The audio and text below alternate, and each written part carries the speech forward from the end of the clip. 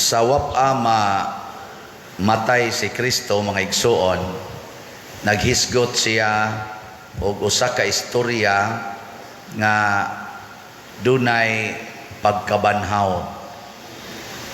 Kadto bitang istorya sa prodigal son. Nomdo mo ato. Niya pag-uli na sa anak nga buangon, niingon ang amahan, iyang giingnan ba ang katong sulugon, kining akong anak nawala o karon nakaplagan, kining akong anak namatay o karon nabanhaw. Pero wa man gud to mamatay ang iyang anak, nilakaw raman to o niya nagwaldas sa kwarta niya. Pagkahurot na siyang kwarta, lisod na siyang maayo, nga nitipo na lang siya sa mga baboy, nakahuna-huna siya mubalik sa ila, niya gitawag to og pagkabanhaw. So kung ana na to ibase diha ang pagkabanhaw, pagkadaghanang nangamatay na karon nga nagkinahanglan nga mabanhaw, kanang tuan na lang nagyampungad sa kompyuteran, iniguli ana ingna dayon mga ginikanan nabanhaw. Kay tuan na lang bagawaldas dito siging computer, kanang mga bana nga niadtos kabit nya mauli sa may sulti nabanhaw. Nindota no? Kanang imong asawa nga nikuyog sa kabit nya paguli namabdos pagyod, ang sa imo isulti nabanhaw. Kaginan siya pa na may gidaan lain kana para nako mo nay nindot nga pagkabanhaw para natong mga tao. Pero ang pagkabanhaw nga tua ni Hesus, nga gipakita ni Hesus, dili to pagbalik ngadtos balay sa iyang amahan tungod kay nagbasol sa iyang mga sala. Kung dili, ang pagkabanhaw ni Hesus mao ang pagbalik ngadtos langit tungod kay nabuntog na niya ang sala. Asa may gusto ninyo ani?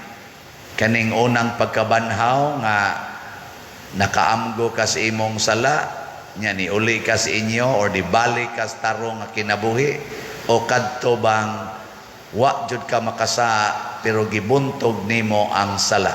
Asa man kana? A or B? Kinsay mo ingon ganahan ko sa A, Father, katong nakasala niya magbasol. Taas ang kamot. Adi gid mo magbasol na inyong sa. Wa man mo muisas inyong kamot, wa day mo isa di ay. Oh, kinahanglan mong mabanhaw. Kinahanglan tang mabanhaw. Aw di gid mo? Aw bahala mo diya.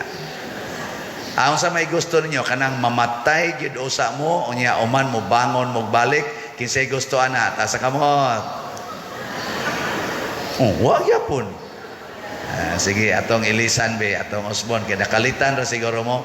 Kadtong A, kana bang wa ka namatay physically, wa mo honong imong ginawa, pero nagbag-o ka sa imong kinabuhi. Banhaw ang tawag ana. Yan, kadtong ikaduha, kadtong yung mamatay gyud ka, nya mugawas ka sa imong lubnganan. Wa pa ta kay bawo, tinuod ba na? Aw tinuod na sa kang Kristo, pero sa ato ambot lang. Sige, kinsay mo ingon, ako Pader, akong sination ang pagkabanhaw nga letter A. Taas ang kamot. Kanang wa mo pataas, ilagi ng gipangga ang ilang mga sala. Naapa na sila sa kamatayon. Kinsa may mo ingon, Pader, mituo ko nga inig kalubong na nako mo gawas ra kog balik sa lugnanan, mo balik ko ngadto sa akong amahan sa langit. Asa kamot? Wa gid mo mutuo sad di pa mo gustong mga matay, no? Pero mga igsoon, unsaon man aron dili ta mamatay. Sa atong unang pagbasa, gipakita dinhi nga si San Pedro nag-ingon nga kami mga saksi sa pagkabanhaw ni Kristo. So muna'y unang buhaton aron makabuntog ta sa sala, musaksi ta nga si Kristo tinuod yung nabanhaw. Nya unsaon man kinahanglan isangyaw nato ang mga buhat sa Ginoo. Pananglitan ikaw inahan, ang imong anak nagsigig duwag computer nya inig uli imong kasab-an, unsa man na? Nagsangyaw ba ka? Nagsaksi ba ka nga nabanhaw si Kristo?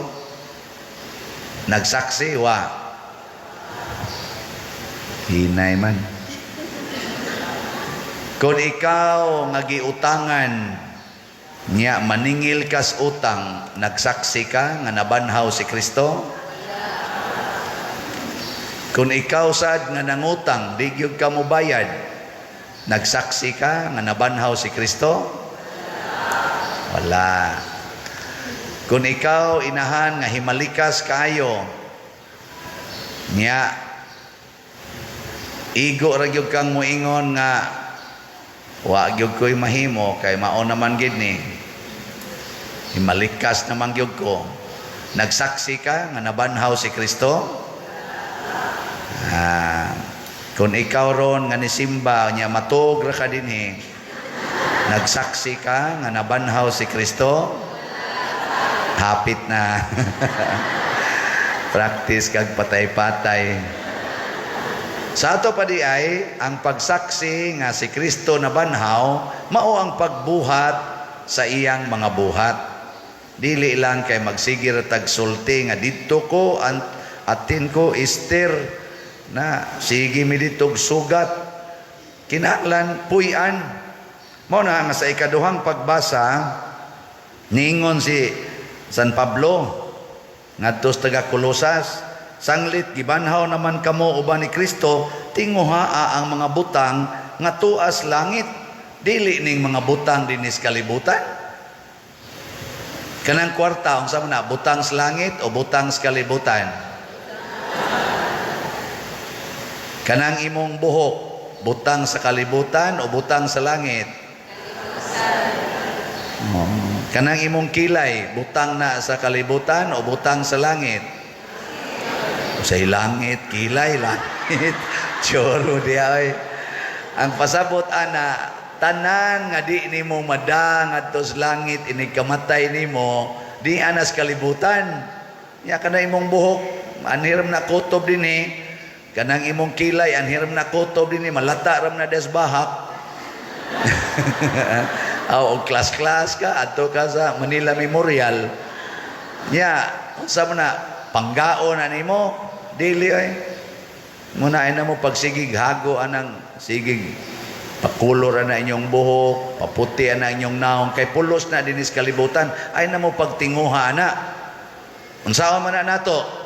Dawaton nga malipayon. Si Kristo mga igsoon, ang iyang naong di na hitsurag tao sa dihang gikulata siyag maayo o gipatay. Ang iyang lawas, iyang gitugot nga ibalhog ngadto sa lubnganan. Apan ang Dios nga maoy naghatag sa kinabuhi, ang lawas niya nga wa niya tinguhaa nga wa niya ba gidipinsahan ba? Ang lawas niya ba, wa niya dipinsahe. Gikulata siya, giludan, gilatigo, okay lang. Total, di man na langit nun. Pero, kinideng atong mga butang nga nadawat din his kalibutan, kung atong ipaambit sa Diyos nung paagi, maoni ang maghatag og bahandi dito sa langit. Muna ipaambit ang imong naong. Dili kay sigihag limpyo imong naong, nya imong ikumparar anang laing naong. Ipaambit. Nya unsa man pagpaambit? Kinahanglan imong naong makalipay sa imong tupad. Sige, lingi ako no. Lipaya imong tupad sa imong naong. Sige, ready? Ingna, Happy Easter. Sige, ina. Happy Easter. Mga uban, wag yun, mulingi. Anya, inig-uli ni mo sa inyong balay, kadtong tuas inyong balay, pinaagis imong naong, lipaya sila. Kaya usahay ra ba no, ang atong ginahuna, ang makalipay ra gyud ang kwarta. Daghan kayo nga ang bulsa puno sa kwarta, pero ang naong dili makalipay nato. Daghan kayo na. Pero daghan sad nga dunay kwarta nga nakalipay nato, kay siging palit og slot. Kana mo'y makalipay. Kanus aman ta magsugod og lipay sa atong isig katao. Kanus aman, ugma o karon? Karon gyud. Mao na nga niingon ta sa atong tubag sa Salmo, mao kini ang adlaw nga gihimo sa Ginoo, magsadya kita og maglipay. Karon yung adlaw. So ang tanan nga nag-away karon ang tangadlaw, mag-smile na gid sila. So kanang imong silingan karon nawa na nimo tagda, karon mo tagad na gid unta ka kay karong adlaw mo'y gihimos Ginoo nga maglipay ta. Kanang nangutang nimo karong adlaw imo na gid nang ingnon nga take your time. Ana lang. Nindot to. Nya kanang imong kabit nga nakasakit sa imong asawa karong adlaw buwagi. O kana sang imong kabit nga mao'y nakapasakit sa imong bana karong adlaw buwagi. Kay nga naman nagpabilin kas kamatayon. Ayaw pabilin sa kamatayon, buwagi. Nya moingon itong imong kabit kay batan-on man, ikaw sa isinta niya, siya 16. Moingon din siya, I cannot live without you. Niya, moingon sa kaniya, don't worry, mabanhaw ra ka. Di ba? Niya, magsige to siya hilak, ikaw sad hilak sad ka kay lami bianing 16 ikumparar sa 58. Imong asawa 58 man niya, ikaw kato 16 niya, ikaw sa isinta kanindot ana sa 16. Di maghilak sa ka niya, magsige sa kang ingon, mauni ang kabanhawan, muagas gid atong luha. Di ba? Pagdangtag mga duha ka buwan, gitiksa na ka sa imong 16 years old nga kabit. Thank you nga imo kong gibuwagan kay karono pinangga na kay akong mga ginikanan kay di na ko nila ikauwaw niya na nasa ko'y bagong boyfriend. Muhilak day ka saya nga napatay na ganun. Sakit ba yan na nabitang kuan datong akong nasinati nga niingon ako unsa man padayon gyud ka sa imong pagkapari. That time I was 42 years old. Nya ang nisulti nako ana 19 years old. Siya gusto jud ka nga magpari, padayon jud ka kay di ka mo padayon ganahan jud kong mamana nimo. Nya perti mo sad nako sang ka nadani sa ko niya ba ana ingon ko magpari jud ko tiksa na ko siya ay nakog tiksi kay magpari na gyud ko sustulo ko si mana ginakong hilak-hilak ato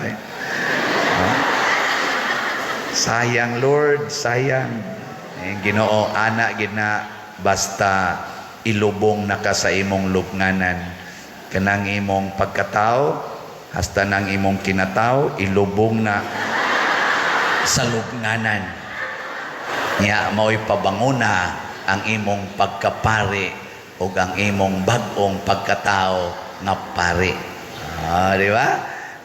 Perti na kong hila ka to nakumay na lang ni mabasa atong unlan kaysa lain ang mabasa. Di ba? Bahala na kung sa inyong interpretasyon na. Mao na nga karon 18 na ko katuig 59 na ko pari lagi hapon kay pero niagi ko pagkabanhaw may na lang na nga ang atong pagbati mo atong ilubong kaysa lain atong ilubong. Oh, di ba? So mo na siya yung mga nindot nga mga realizations ba kay dunay future nga nindot kaysa ato gudayong tumanon ang atong lawas huna-hunaon gid nato ang mga butang nga langitnon. Amen. Amen. Butana ninyo. Sige.